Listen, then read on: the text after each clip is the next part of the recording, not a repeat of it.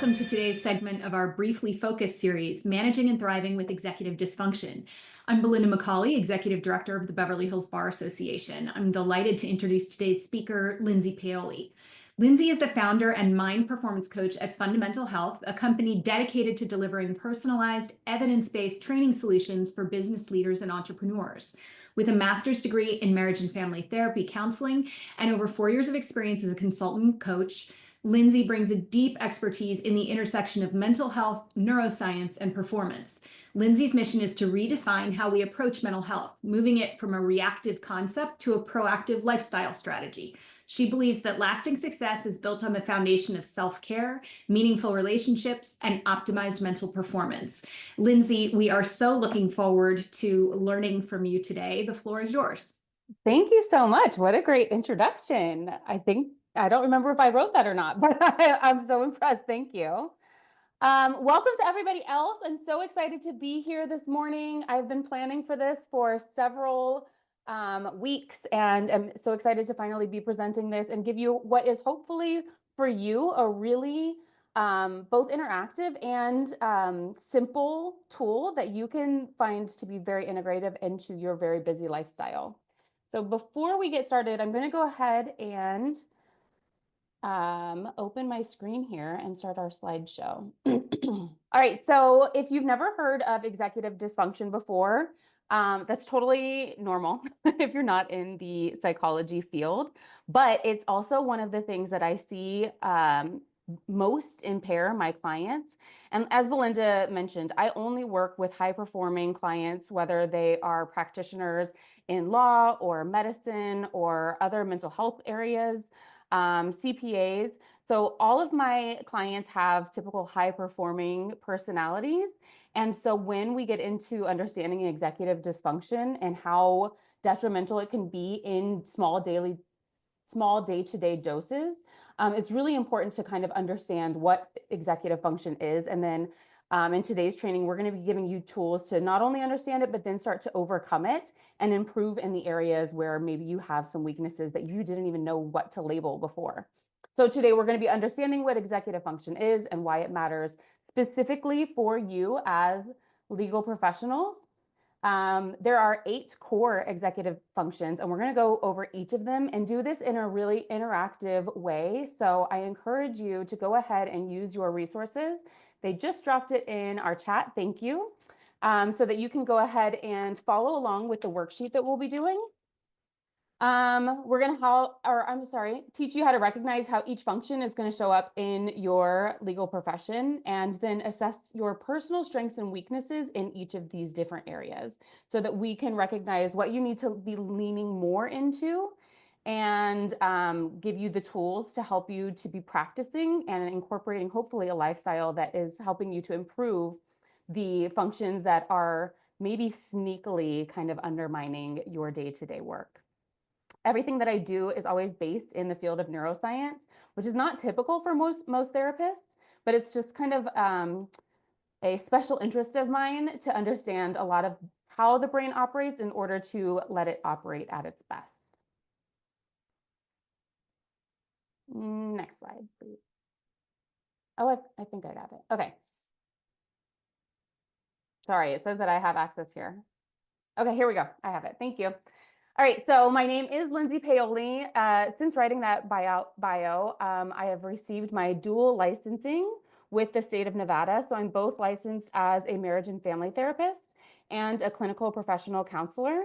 And so that means that as a marriage and family therapist, we work systemically, understanding either the dynamics of families or coworkers or religion, or just a lot of the social circles and constructs that help to develop a person's personality traits and strengths and weaknesses, and then helping them to uncover how they best operate in all of those dynamics.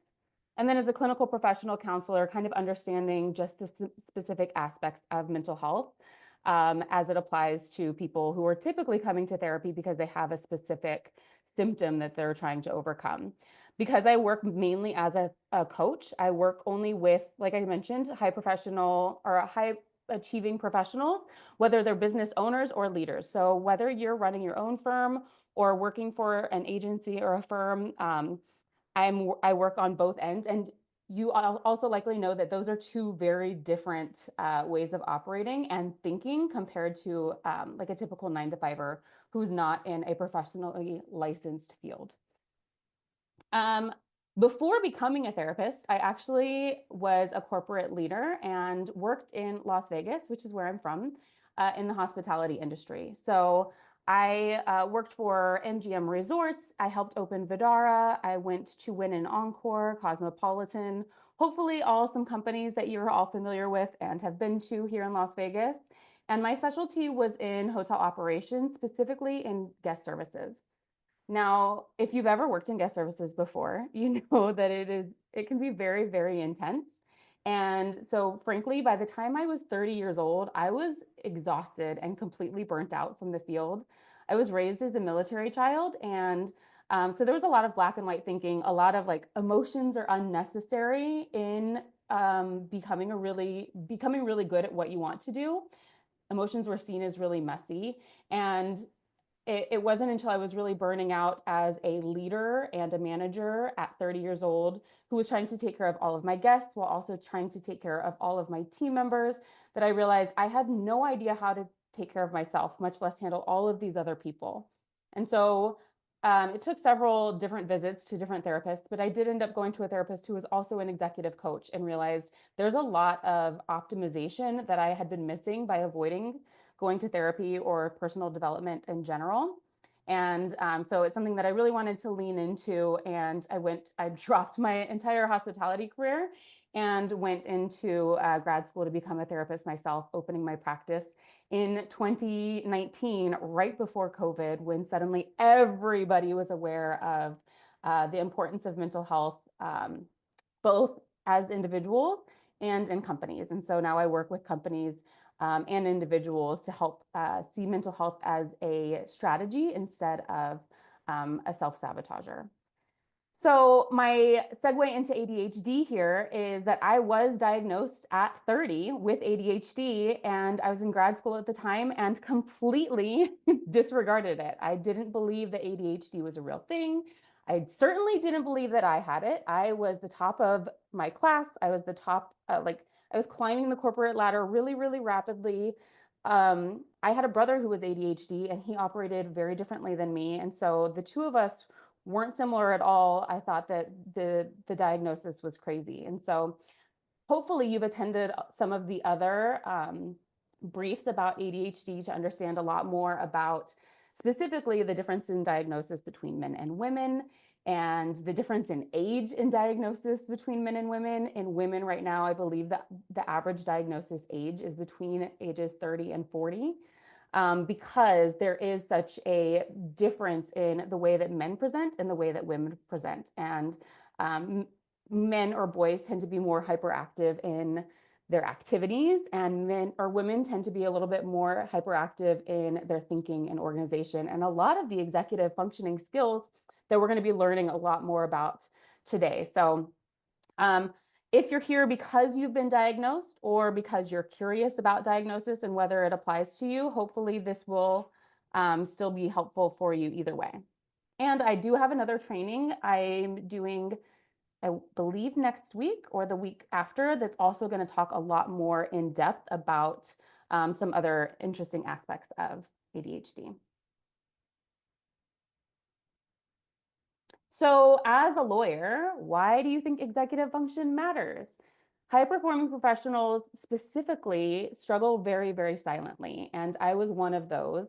We're really great at what we call masking and making sure that we're doing everything to the best of our abilities, because it almost tends to be a way to shield some of the vulnerabilities or the things that are going wrong or feeling chaotic in our lives. And so executive function dysfunction is often at the root of that. I like to explain executive function as like your brain's CEO team, or I'm sorry, C-suite team. So there are 8 different members which we're going to go over, and they all have to be really good at their jobs in order to make everything function in your brain and therefore your body appropriately. Your executive functioning is handled in your frontal lobe, and it's the key to improving productivity, all your decision making, and just your overall well-being. Now, because I believe I'm new to the Q&A here, so I want to see if we can do like a raise of hands here of people who are here because they have recognized that they're struggling with ADHD in their work, or if they are here to, well, we're going to disregard that because I think that's a little bit too personal. But I am going to make this a very interactive option as we get into the executive functions moving forward. In the meantime, as we keep moving forward, I want to again remind you as people are coming in to use the link to the materials because we're going to be following along and doing a worksheet together. And so there's a 3-page PDF that you'll have access to. The link to the materials is in the chat as well as in your email. So the difference between executive function, which is the little CEO suite in your brain or the C-suite in your brain, and executive dysfunction is just as it sounds. Executive dysfunction is when some of those executives are not playing at the team level and they tend to create like weaker links within them. So it could look like trouble with planning or focus, trouble with memory or task management. It's really important to note that executive function it is not an indicator of your IQ or your motivation levels, which is something that we hear all the time about ADHD is, oh, they just lack motivation. There's just a procrastination issue. When in fact, so much of our motivation comes from these executive functions. And in ADHD specifically, because it's a neurodevelopmental disorder, typically we tend to be between 3 to 5 years behind in development in specifically these executive dysfunctional or these executive function areas. So it's not that we procrastinate, it's that we're not using the right tools to strengthen the right areas that create motivation. This will make more sense as we keep going. It's also important to note that executive dysfunction is not solely because of ADHD. There's a lot of reasons for executive dysfunction. It comes up very primarily in some of the symptoms of ADHD, like lack of focus, lack of motivation, etc. But it can also just come from being under levels of high stress or burnout, which is specifically what I specialize in working with high achieving professionals. So, well, I guess what I was trying to get at earlier, trying to see if you're here for ADHD or because you have a diagnosis, is are you here because you have a diagnosis, or should we be considering that you're just experiencing symptoms of burnout? And either way, this training will be really, really helpful to you. So executive dysfunction is unique in how it's going to impact lawyers, and that it may cause you to miss deadlines. Having had lawyer clients in the past, I see over-researching as an issue where you get so caught up in the research instead of the organization of the thoughts and the presenting of the case. And this is not unique to lawyers. This happens to therapists also and other industries as well, but something that I've seen firsthand happening with my clients who have been lawyers in the past. Disorganized casework, difficulty switching between your clients and tasks when you have multiple clients with maybe somewhat different backgrounds, etc. We get into what we call hyperfocus with ADHD, where you want to stay in one area that feels really, really comfortable. So then switching to another client that maybe is less interesting becomes very difficult. And then emotional reactivity in high stakes environments. So I'm sure you can imagine that having emotional negativity during like presenting a case could be negatively impactful, though I think that it can also be positively impactful if you're a litigator in the right circumstances. But we want to manage it in a way that is best for us and not reactionary, instead of responding or responding with planning in the moment. Judith says, oh my God, over-researching for sure. Me too, Judith. Over-researching is a problem for me. All right, so let's go over our executive functions. We have 8 of them, as I mentioned. And again, I'm going to encourage you to pull up the worksheet so that you can follow along. This is in no particular order. There's no specific one that's more important than any of the others. So they all have their equal share of the pie here. We're going to start with impulse control and emotional control, working memory, planning and prioritizing, organization, task initiation, metacognition, and flexible thinking. Now we're going to go over each of these individually so that you understand exactly what each of them mean, exactly how they apply to your day-to-day operations. And I'm also going to be giving you tools to improve each of these things as well. So be sure to, like I said, follow along on the worksheet. But because the worksheet doesn't allow for notes for the tools that we're going to be going over, be sure that you also have a pencil and a paper with you. I always encourage that for clients whenever I'm doing any sort of training, because we know that writing things down is going to help you to integrate it and retain it in your brain up to 70% more. And it's not the same as typing and taking notes. We feel like we've gotten so efficient by learning how to use our notes on our computer, but our brain really retains information very differently when we're actually using handwriting. So feel free to get a pen and paper and follow along. And you're going to want to make a separate section for the tools in each of these areas, specifically when you notice that it's an area that you're struggling in.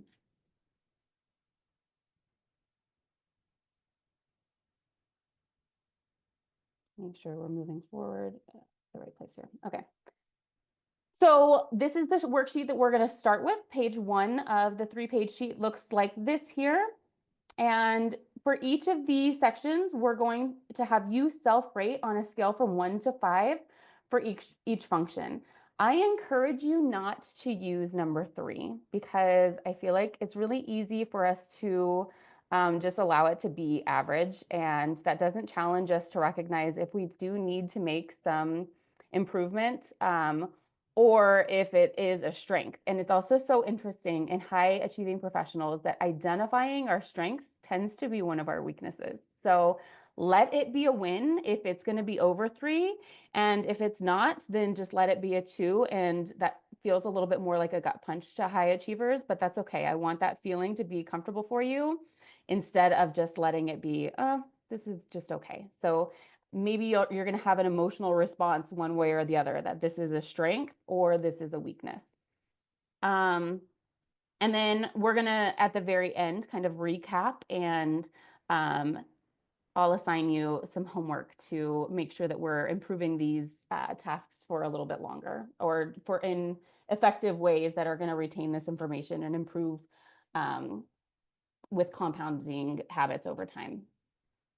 So you're going to identify one strength at least and pick one weakness, but we'll do that at the very end.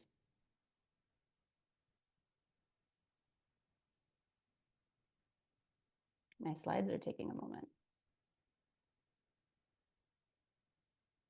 Oh, I think we both did it. All right, so we're going to start with impulse control.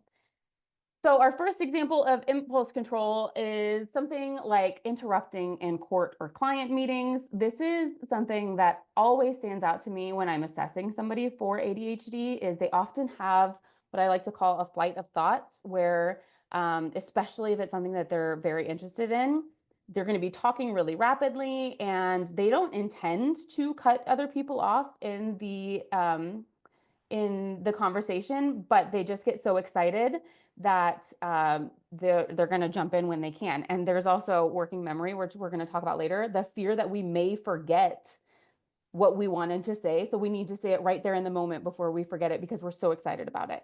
So interrupting in court or client meetings can be a really easy indicator of impulse control, but there are lots of other things. So specifically when I work with like new business owners, I also see instances of maybe over investing or impulse spending in something. And usually all of these things come when we are very excited about something. So kind of over investing your time, your energy, your money, jumping quickly into relationships, jumping quickly into a client case that maybe would not have been ideal for you, but maybe felt interesting in the moment, or maybe felt difficult to say no to in the moment. So I'm going to have you guys, because you're a lot more informed on how this applies in law, give me some examples of what you think impulse control looks like specific to your profession. Go ahead and drop them in our Q&A.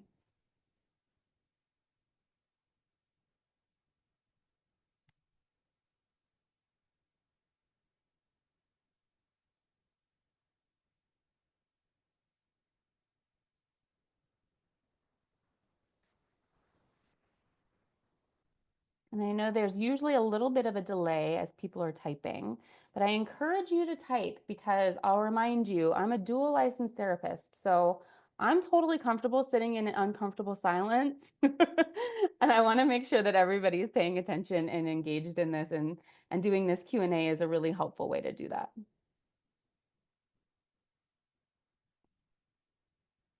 Yes, exactly. Here we go.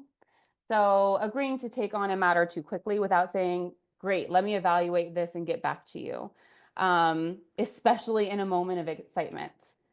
Interrupting during conversations with clients or opposing parties. I would imagine that can get you into some trouble when you are in the courtroom. Oh, my rating was much different until you gave me examples of jumping into cases too quickly. Good, I'm glad. The more that we understand the complexities of each of these functions, the more of an honest self-assessment you can give yourself. Taking on way too much. That is 100% often the case that I'm seeing with my clients, is we say yes too quickly to things because of our excitement. We're going to talk a little bit about, I think emotional mastery is next. But there is that at play too. So a couple of these factors all working together. Overreacting to texts, emails, etc. So Jack, I'm going to say instead of the overreacting, it's the quickly reacting without having time to assess whether you want to react that way outwardly or not, because the overreacting, again, will go into the emotional function that we're moving to next. When I have a question, instead of pausing and meeting with a superior, I make a decision because I want to move forward. And if it's wrong, extra time that could have been prevented. I like to say, as an ADHDer myself, that I take messy action, and that makes my weakness stability. So I have an executive assistant that I know I drive her crazy, because I'm like, we're just going to do it. If I think too much about it, then I won't do it. We won't ever get it done. And I think that she's like, we're going in a million different directions at the same time. So 100%, that was spot on. Agreeing to deadlines or estimates immediately before thinking them through, and then realizing, oh, I don't actually have enough time for that. We're going to talk about time management. So perfect. So I hope you guys are understanding how this applies specifically to you as legal professionals. Impulse control, and some ways to self-check that are, do I speak or act before thinking? So go ahead and give yourself the rating, and take note if this is something that is landing below your 3, that a really fun and silly way to practice your impulse control is by kind of practicing a mindfulness game. It's one that I play with my kids, and if you don't have kids, that's totally okay. But maybe ask a coworker to play it with you. I also tend to find that high performers like to be really competitive too. So it kind of creates that competitive edge for everybody to get better at this silly little game. So it's called cat, dog, meow, woof, which sounds simple enough, but the objective is, when the opposing party says cat, you have to respond with barking like a dog. And when the opposing party says dog, you have to respond with meow. So this is going to override your impulse. We've been trained for years and decades at this point to know, obviously, a cat says meow and a dog says woof. But by having to actively switch that up, we're going to challenge ourselves to strengthen that impulse muscle in our brain, instead of doing autopilot for certain things, having that moment to pause and make the correct decision, which in this instance is the wrong decision, seemingly. So we're strengthening that impulse muscle. I hope that makes sense to everybody. If so, if not, just go ahead and leave a question and I'll come back to it. I also missed, instead of waiting for a response from another attorney or client, I'm too impatient and research for an hour, sometimes unsuccessfully, instead of just waiting for the answer, 100%. And then again, I think we're going to see some of our time blindness at play here. And this will all start to make sense to you why we tend to see ADHD as a motivation or a lack of motivation, when really it's a lot of these functions coming hand in hand with each other at different strengths and weakness levels. All right, hopefully everybody has rated that impulse control, and we're moving on to emotional control. So a common trait of ADHD is what we call emotional dysregulation. And so some examples of it can be snapping at staff, really ruminating, probably increased levels of anxiety or over worrying, over functioning. But it's mostly the emotional response that we're having in the moment. Or a lack of emotional response. So it can be that you're so disconnected from your emotions that you appear numb and underreactive in certain situations. But it's just the lack of emotional understanding and mindfulness within your body and the appropriate way to communicate that to others around you. So some examples would be if something goes awry in a court case, for example, and letting, obviously saying something inappropriate at the wrong time because your emotions have gotten the best of you would be an example of emotional dysregulation. It also could apply. I see it a lot in high performers that have been so emotionally drained throughout the day that then by the time they go home to be with their partner or their children, they're a lot more snappy or completely numbed out to any emotion. And so the best way to check this is, how do my emotions show up in my day? Are they things that can typically derail my day? Am I having side conversations where people are pulling me aside and saying that I overreacted or underreacted in that moment, etc. So again, like we did last time, can you guys give me some examples of ways that you may see emotional control showing up in the legal profession, whether it's your traits or somebody else that you've seen around you?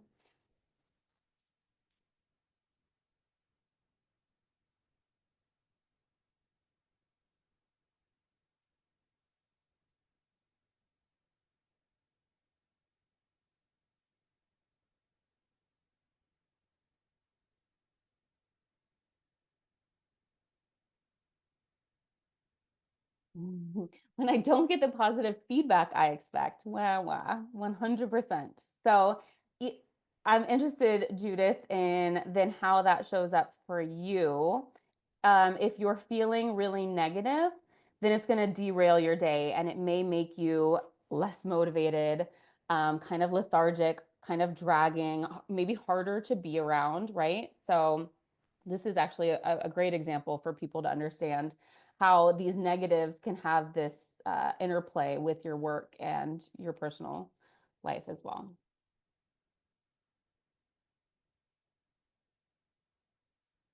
All right. So if we don't have any other examples, then go ahead and rate yourself. We have, my passionate discussions about cases are a turnoff to my family. I so relate to that. My husband tells me all the time, don't therapize him. Or I'll just like dive into the neuroscience of certain like family interactions, and it's not always in the right sense. But it's more so when when your emotions are being interfering with your personal life because of what's happening at work, or because you don't know how to identify that they're what's at the root. I've learned to not say the wrong thing, but I can keep my emotions off my face. Okay. Which likely has come from learning the hard way. It makes me less motivated and lethargic. I do recover with self-talk after a while if it's not extreme. All right, good. So our tool to overcome it, one more, responding to client or OCO, opposing counsel, email right away while I'm irritated. Yes, that is a great example. Never respond to emails when you're irritated or when you're emotionally frazzled from something going on. Emotion can 100% be too controlled, Patricia. So that's why I want you to see that this is it's like a black and white thinking where you're either overly emotional or there can be a complete lack of emotion. And as lawyers, I would argue that having empathy and emotion is a great asset to your industry. And you can correct me if I'm wrong. So the more we tend to need to shut it down to protect ourselves, it would also, I would envision, impact you negatively as lawyers, depending on how you practice or what your specialty is. I went a little all over, but Gretchen said that she runs her angry emails through ChatGPT, which is an amazing tool that I'm going to recommend to people. All right, so in order to overcome our emotional dysregulation, the key is to recognize our emotion at all. So a lot of times when we're either overly emotional or completely shut down from emotion, it's because we've never been taught to identify the emotion and how it's supposed to feel in our body. So our emotions are really important tools to help us to understand what our internal is trying to get out to the external. So when we're feeling angry, it's our brain and our body letting us know that there has been injustice. And so there needs to be some sort of a response activated. When we're feeling anxious or scared, in the traditional sense of the word, it's because we need to motivate our physical senses in order to either run or fight. So it's important to have emotions, but when we get out of the habit of identifying or recognizing those emotions and simply acting on them or shutting them down, that's when it becomes a problem, and that's when we're in emotional dysregulation. So I recommend a tool called an emotion wheel, and I should have put one in here, but I was worried about timing. So you can just Google emotion wheel, and there are amazing emotion wheels. It's a very colorful wheel. I'm sure I have one right here, actually. And it can be great to have on your desktop, and it's literally, we've identified that we have approximately 250 plus emotions. The more specific you can get in naming your emotion before responding, however you're feeling in the instant, is going to help you to respond appropriately to the emotion instead of stuffing it or responding overreactively. So notice it, name it with your emotion wheel or another tool, or just by think of the core basic emotions of maybe Inside Out, the movie, just anger, disgust, sad, happy, surprised, bad, and fearful are our most core emotions. And then you can nurture it, which is respond appropriately in the moment. So if you were at a 2 or below, that is your tool. I highly recommend you just Google a emotion wheel. All right, moving on to flexible thinking. So flexible thinking is our ability to adapt as necessary in the moment. So when things go astray, which happens all the time in life and in the legal profession, being able to be open to new ways of doing it or a different route. The opposite of flexible thinking is inflexible thinking. And so it's oftentimes where you're like, no, but this is what we had planned. I don't understand why we would ever derail from the plan.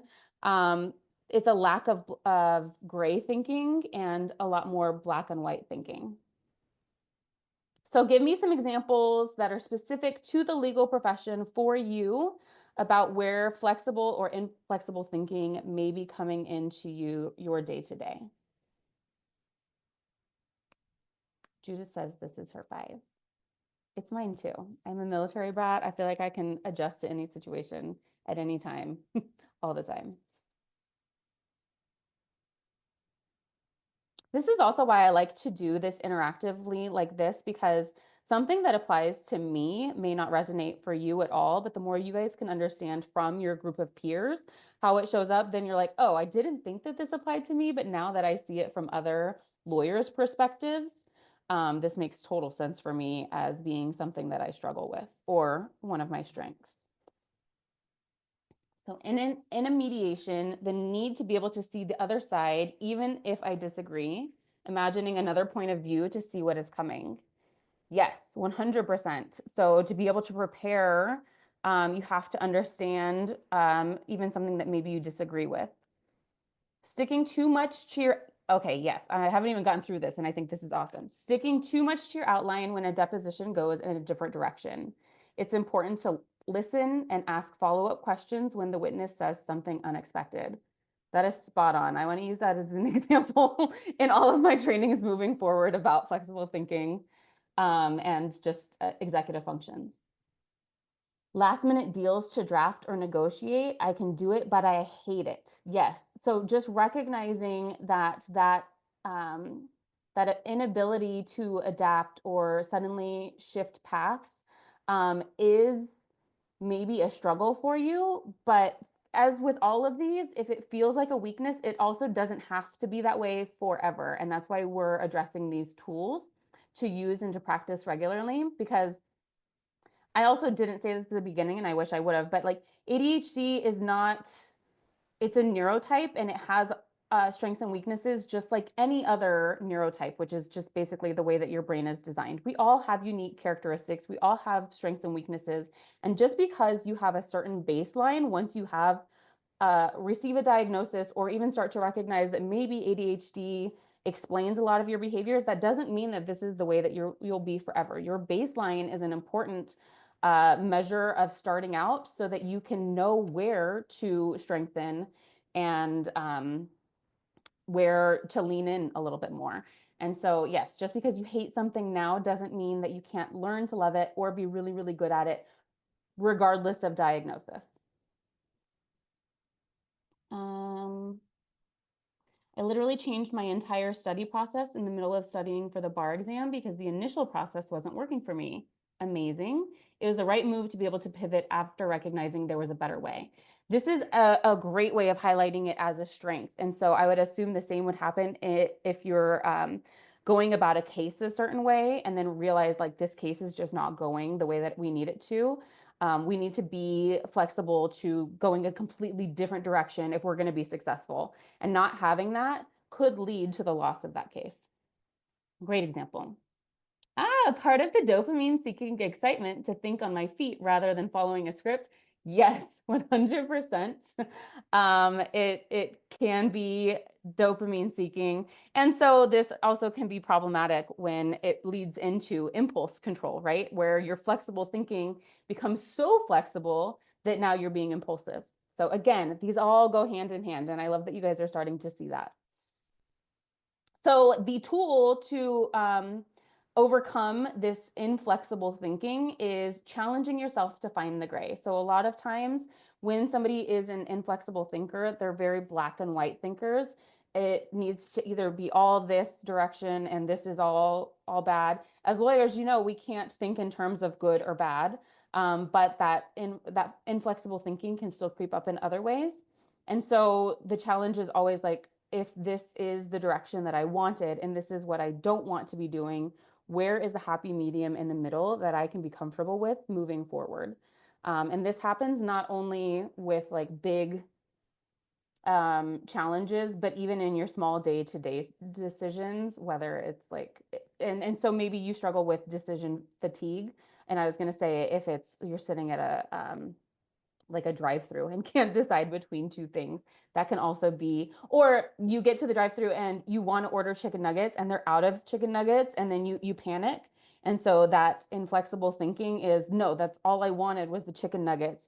The finding the gray and being like, okay, maybe I'll settle for a chicken sandwich and take the bun off, is the adaptability to overcome this inflexible thinking.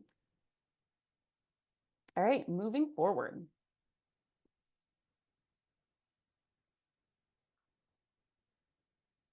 Working memory. So working memory is different from your long-term memory and your short-term memory. Working memory is actually the memory that you use to go from task to task. So I like to think of it as your brain's windows, and you toggle between windows. And then your working memory is, can I remember what is on one window when I switch tasks to the next window?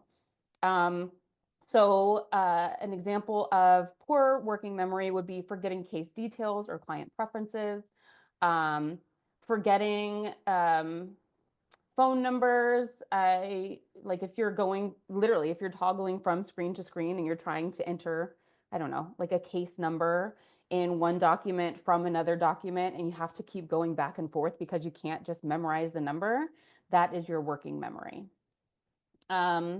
So give me some other examples of working memory in the legal field, guys, because you guys are doing great with this.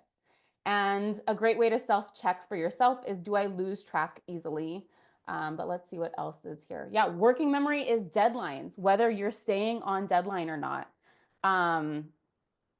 Making sure that all of your tasks, and we're going to get into planning and prioritizing, make sure that all of your tasks that you're remembering this working memory, or I'm sorry, these deadlines, to then apply these other skill sets. Oh, statute of limitations, remembering statute of limitations. Yes, and so especially in the legal system, there's a lot of really fine details that you guys have to be keeping in consideration as you're doing your work. Tracking time for billing, 100%. If you're not remembering to bill your hours for that day, you're going to learn the hard way. That becomes real problematic when you're trying to then a week later bill those hours and remember what you're supposed to be doing. If it's not written down in my calendar or task list, it does not exist. 100%. Me too. Working memory is one of my greatest weaknesses, and I live by that exact same tool. Is it has to be written down somewhere for me, and a visual reminder. I also have alarms that go off all the time to let me know to stay on task and remind me where I'm supposed to be. Just remembering case name or statute when I only change tabs. Yep, exactly. Tracking time. Billing is my lowest skill set. Billing. Okay, so everybody's recognizing how this applies to each of you. Perfect. Be sure that you go ahead and self-assess yourself. Do you lose track easily of the task that you're doing, or specific small details of the task, the time allotted for it, etc.? If this is something that you are struggling with, I have another fun, silly game for you. So let me see if I can do this in reverse here. So you're going to scan the room, looking from your right to your left, and just say 5 different objects out loud. And the goal of the game is to remember those 5 different objects. And you're supposed to say them at random. So if I do this in reverse, I'm going to say elephant, flag, trophy, book, printer. So elephant, flag, trophy, book, printer. Candidly, that was embarrassingly hard for me to say because I almost said flower. And then I was like, wait, did I say flower out loud? I need to say flower. And then to make the game harder, you just add more objects. And again, this is something that you can do, I don't know, between clients. Make it a challenge for yourself. Start documenting how many you're tracking short term in these little snippets of this game. Another tool that somebody else has already mentioned is using calendars and also daily audio logs. So if I have a thought that comes up and I'm like, oh my gosh, don't forget this, I use my voice memo for everything. I even send myself text messages too to make sure that I get it a little bit later. All right, are we ready to move on? Let's get to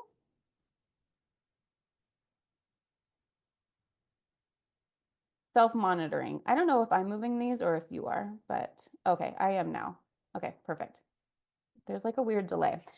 Self-monitoring, which is so interesting, and maybe we should have started with this, but typically people with ADHD struggle with self-awareness. And so even recognizing that your self-assessment for all of the other tools that we've gone through so far are not completely accurate because we tend to have less self-awareness than we think that we do. So an example is overlooking our mistakes or our tone. And tone is one that I see happen a lot, especially with people with ADHD, because they tend to be really emotionally driven and passionate. And sometimes that tone can come in a little bit harsher than they hope. Or I always have to tell my ADHD clients that honesty without tact can be cruelty. And so when we're trying to get a point across because we think it's important, sometimes we don't recognize how harshly it's coming off to the other person. So that's an example of self-monitoring, but it can also be a physical thing where you're not able to self-assess maybe your physicality as you go into a fitness class, and you go in really, really strong, and then halfway through realize I'm actually not as good at this as I thought I was going to be. There's a lot of different ways that this self-monitoring comes into play. So let me know what you think of when in the legal profession when considering self-monitoring, which is essentially kind of a lack of self-awareness that can be troublesome to you.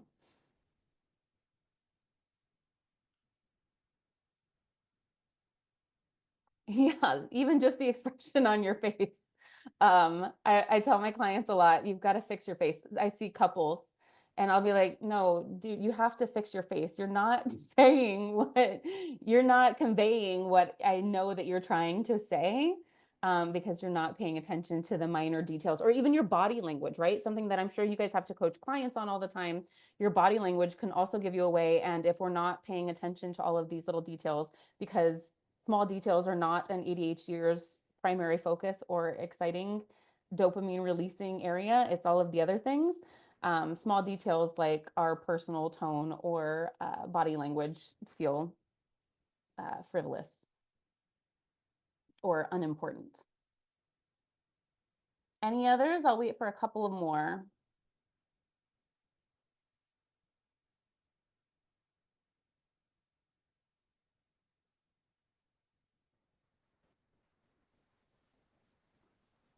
Mhm. Okay, so tone. Everybody's relating to tone. I feel like I'm self-aware, except when it comes to tone. People will tell me I come on aggressive when I feel I was trying to express passion, which is so common in an ADHDer. And I would also argue it's less socially acceptable for women than it is for men, just because of social constructs and how women are supposed to present themselves. Um, the legal profession is probably a place where it's really okay for a woman to be very passionate and a quote unquote aggressive, but everything in its time and place, right? I feel like I was just trying to express my passion for what I was discussing. All right, perfect. So go ahead and self-assess your ability to self-assess and be as honest as you can, giving yourself either a 2 or below or a 4 or above.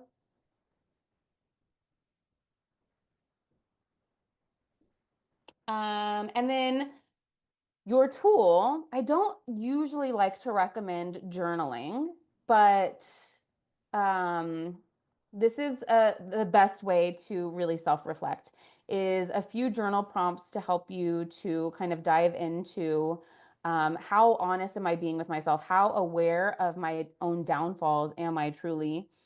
Or even how overly critical of my downfalls am I, which often is the case too with high performers. So I would journal on some of the feedback that maybe you're getting from clients or superior. Do you guys have superiors? I would assume you still have superiors or partners or coworkers, etc., and how you would apply them. Even identifying your strengths and weaknesses is a great way of self-monitoring. So if you journal on a list of strengths and weaknesses that you noticed in the day before, that's a great way to start paying attention to some of the patterns. Paying attention to things that triggered you throughout the day and how you responded to those triggers are also great ways of measuring your self-monitoring. Okay, Jennifer says, I'm working on a PhD and my dissertation topic is work-life balance for female attorneys.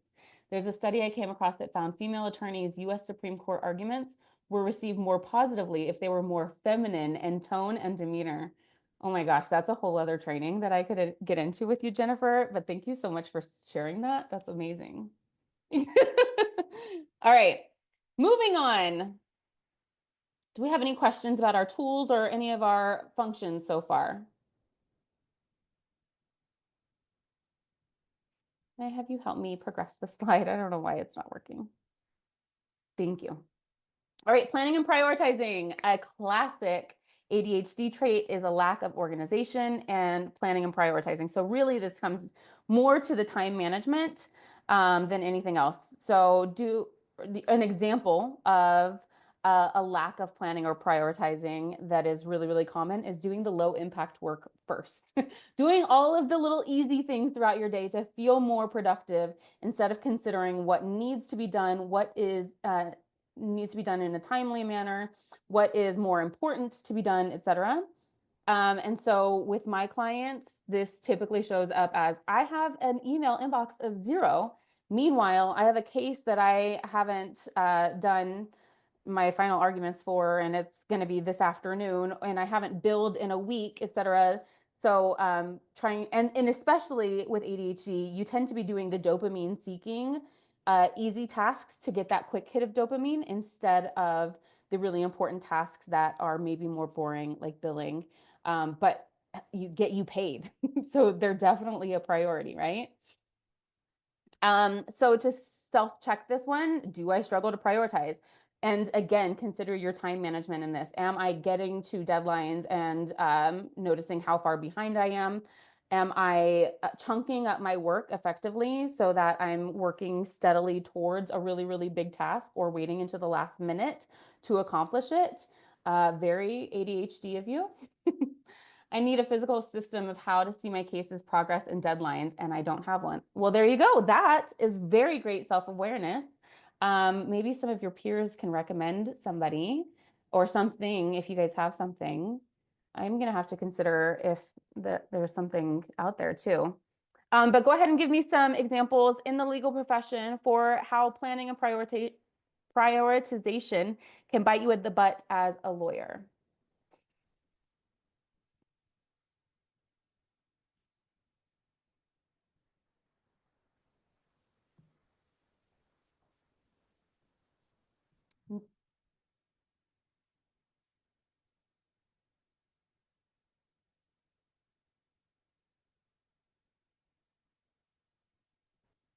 All right, I'm going to wait another minute or so. Yeah, missing deadlines for sure. Missing maybe appointments or being late for appointments would be another one. Putting off deadlines until the last moment. Okay, I'm just going to take it when you guys don't have a ton of answers that I already fully explained it to make sense for you. So if you have self-assessed yourself and this is something that you struggle with and you receive either a 2 or a 1 in this area, the tool that you're going to want to do is, like Jennifer said, maybe having a tool or a system in place to kind of keep track of things visually. This is totally off topic, but I also heard that like ADHDers, we see our time as like it exists right now and like moving forward from us instead of horizontally. So we see time vertically. Is that right? Anyways, so yes, if you're struggling with time, you want to create as many systems as you can to organize your time. This again comes into the calendars that we were talking about earlier. A tool that I swear by is called brain dumping. And so first thing in the morning when my brain is going a million miles a minute and I can think of 9 million things that I need to do, and I'm so worried that I'm going to forget one of the important things, I write everything down, no matter how minute or stupid or silly it feels. Like if it's like, don't forget to pick up your kids from school, or don't forget to shower, like get everything on there, including the research or all of the other things that I need to do throughout my day. And then I'll go through and organize it or circle the things that I have decided of the 100 things okay, my day will feel successful if I accomplish these 3 things because they're timely. They're what's going to be moving my needle forward in my big long-term goal, whether that's a specific case or a certain client, etc. Um, and there are things that I just need to do. Like I cannot forget to pick up my kids from school, right? So you're going to circle between 3 to 5 things. And then only once you've crossed off those 3 things can you start incorporating some of the silly things like checking social media or posting content or any of the other things, because it's also a very dopamine releasing task to check off things off your to-do list. So it's really easy for us to prioritize the wrong things to hit those check marks. I tend to do more time-consuming tasks first, afraid of burning out on the easy ones before I get to the difficult one. Yes, waiting until the last minute to finish something big, and I should have done something small. All right, speaking of time, let's chug along here. I just realized we still have just 2 more of our functions to cover. So hopefully you discussed that, and we will go ahead and will you progress my slide, please? Joy says, I heard saying remember to rather than don't forget helps you remember because it's a positive rather than a negative. That is a very good point. And yep, another training though, but that's an awesome tool. So task initiation, again, very linked to what we were just talking about, which again, is often described as just a lack of motivation when instead we're driven to do tasks that feel good instead of tasks that feel boring or that will take a lot more energy. So example, putting off briefs or billing. So initiating the tasks that feel harder or less dopamine releasing. But give me some more examples for task initiation that you guys struggle with. And remember that a lot of these are interlinked with some of the other things that we've gone over.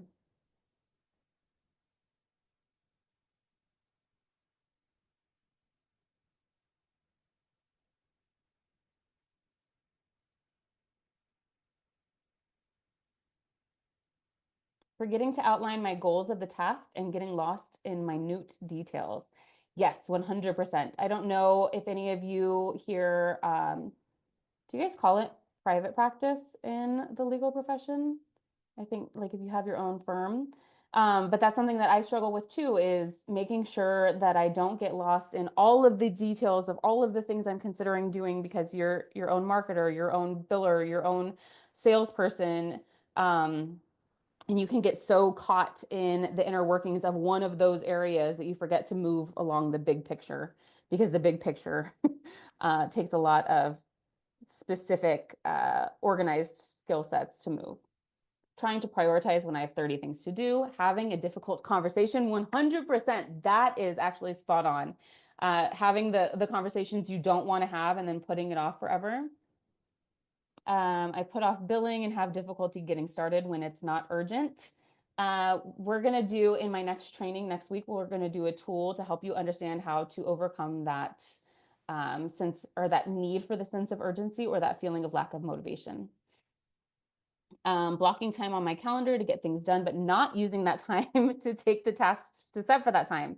100%, that's totally something I see all the time as well. Allowing client intakes to impact deadlines. Yes, so I think that would fall more under planning and prioritizing. Task initiation is kind of avoiding it unless you're avoiding the deadline. That makes sense.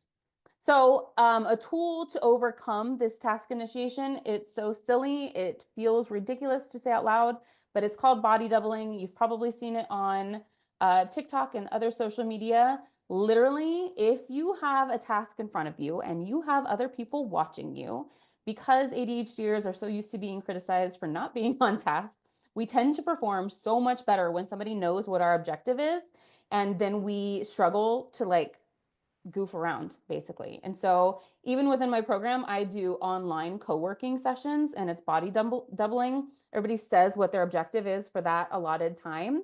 And then at the end, even though we're all just on our computer screens doing work and really not paying attention to each other, the sense of being perceived as not being efficient or on task keeps us on task. So You may notice this like doing laundry. If you notice, like you ask your partner to just be in the room or you turn on the TV, it helps you to initiate the task a little bit better. All right. Next one, and I think this is our last one, is organization. So an example would be a cluttered workspace, losing your notes, chaotic calendar. If you're organizing files on your computer or don't have a good organization system of files on your computer, this would be a lack of organization. I'm definitely not saying that from personal experience at all. I'm kidding. You don't want to see my files. My organization system is chaos. But I think a typical ADHDer likes to say organized chaos. We know where everything is, it just doesn't look pretty. And so a typical ADHD home or office may look like just lots of piles, but we know exactly what is in those piles, right? At the end of the day, it is not always the most efficient way to manage our thoughts or our notes or our important documents. So your self-check is, do I waste time searching for valuable information? Do I lose my keys and make myself late to work or appointments? Do I lose the remote and then get frustrated because I can't turn on my show and wind down at the end of the day? Cluttered space, my need to see everything means I have piles of paper spread out all over my desk at all times.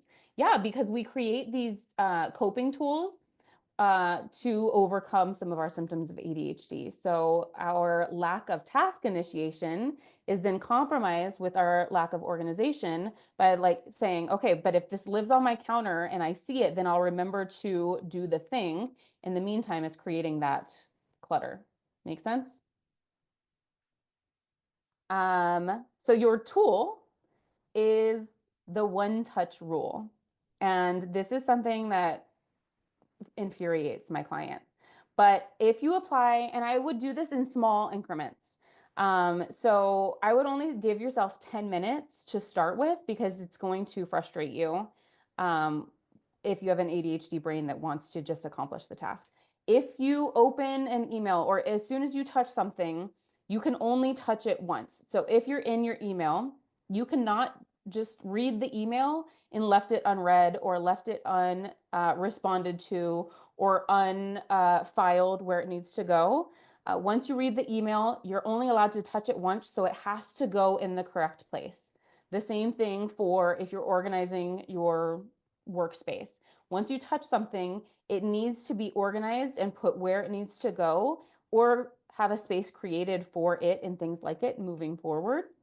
And like I said, I would do this in a 10-minute increment to start decluttering some of your area or your thoughts or your calendar or your email or your files, and then add to it as needed if you find that this is something that you struggle with.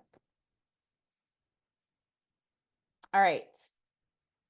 So we've gone through all of our executive functions. And now I want you to look at the second page of your worksheet and essentially plot your dots based on where you rated them. So if you rated them at a 1, then they would go on the tiniest inner circle of that pie piece, a 2, the second circle, etc. The 3, the 4, the 5. And you should have a dot in the center of each of the pie sections. And we're going to connect them in just a moment. How do we do the 10-minute rule along with priorities? I don't think I understand, Pamela.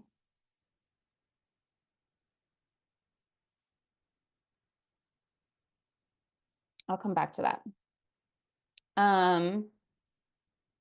So everybody go ahead and you're connecting your dots. And what we're essentially creating is a wheel.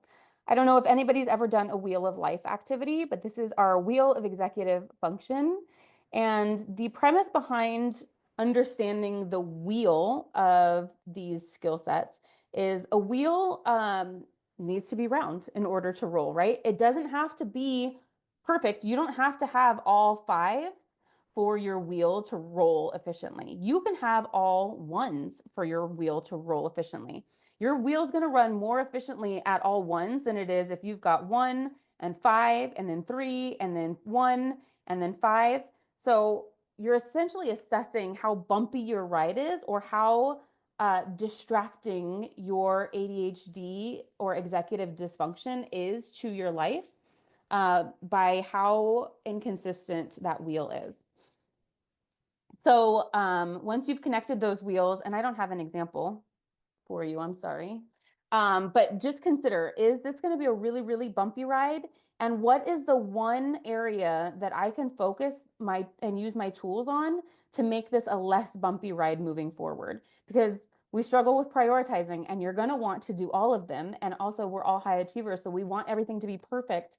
And perfection is not the goal here, but smoothness of the ride is. So just choose one of your weaknesses to prioritize your focus on, and create some habits around moving forward until you're able to slowly strengthen that.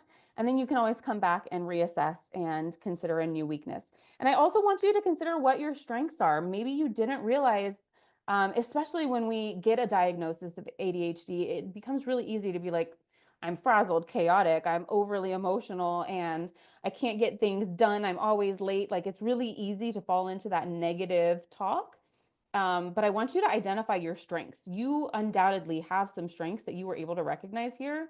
And I want you to be able to claim that and say, this also comes from my ADHD. I'm really great at having impulse control, for example, or flexible thinking. And I want you to kind of claim that and let that be yours. So you're going to choose your one area of focus for at least the next 2 weeks. So I recommend up to 30 days. And in order to do this, I recommend habit stacking. So if you've ever read James Clear's Atomic Habits, it's one of my favorites, but he allows you to understand that habits are more effective when they're smaller and when they are automated. So if you are going to be practicing one of our new tools, consider something that you're already doing every single day. So say you come in every single day and you check your email first thing in the morning. That's a good time to be like, as soon as I check my email, I also play the cat dog woof meow game with the other person in my office. Or as I'm driving home, I do that with my kids, or find a way that you're going to commit to it consistently, because it's tacked onto something you're already doing daily. Because your small, consistent changes are always going to be more impactful than the attempt at a big overhaul, which so many of us try to do and then fail and then tell ourselves that we're not good at making change. So I went a little bit over time, but I am open to questions, and I do have a couple of opportunities for you all. Thank you so much for spending so much time with me today and being so interactive, which is not always the case on these virtual events. So thank you. I'm going to come back and read your questions here in just a moment, but I wanted to give you the opportunity to know that I have a course that I offer online. I typically charge $99 for it. And this is whether you have ADHD or you've been diagnosed, or like I said, if you're ADHD curious and you're not certain, this is just a really great tool to help you to understand ADHD in what I consider a very different light. The way that I teach it is the therapist specifically for high performers, understanding dopamine, understanding multitasking, and really how to use your ADHD to your best advantage. And also a lot of symptoms or character traits that people don't recognize are ADHD, and can be really beneficial to you once you understand that this is a trait from ADHD. And then I also give you some of my favorite tools to make your ADHD more efficient throughout your day-to-day, especially in the legal profession, or just in high performing professions. And so you can purchase that with the QR code there. I have you guys discounted to a rate of $24 because I know that you're already trying to do your CEs and all of the other things required of licensure. So this is just a quick and easy training in under an hour for you to better understand your brains. And then if we progress to the next slide, I also offer one-on-one coaching. There it goes. Oops, not that one. Sorry. We both keep clicking it. I offer one-on-one coaching in 6-month packages. So for those well, all of my clients are usually like, that's a lot of time for me to commit to, or I haven't really enjoyed the therapy process because I feel like I'm putting in so much time and we're just like venting. They're not ever giving me any strategic tools. And so I operate very, very differently. I only offer coaching, and it's very much in a kind of like no BS, call you on your stuff type of way, help you to recognize the patterns that are not being effective for you. I'm also trained in EMDR to help you understand some of the things that are getting in your way. I work with primarily ADHD professionals because entrepreneurs are shown to be 300% more likely to have ADHD. So the majority of my clients are business owners with ADHD. And so we can recognize some of the things that are not working for you and give you tangible tools to help overcome it. And there is a QR code there also to initiate your first step, which is just booking a complimentary consultation call with me to kind of go over what your goals might be and what the structure of my training looks like. Okay, so how do we do the 10-minute rule along with priorities? Meaning there's so much that comes. If I spend my time organizing items, I'll never actually do the work. Very good, Pamela. So that's a great time for you to initiate body doubling, making sure that somebody else is keeping you on task to stop organizing and start doing. And so just allow somebody to hold you accountable to doing that, to doing the actual task. Any other questions? I was seeing some open and then get answered. But if there are no other questions, then oh yes, put the first QR code back on the screen, please. You guys have been amazing. Thank you. Oh, thank you so much. I hope that this makes sense for all of you and you can see how these are not problems that you have with ADHD. These are just starting off points for you to understand how to better harness your unique brain. So thank you guys so much for being so interactive and participatory. Yeah, I love how many of you guys there are here. Thank you so much for all attending.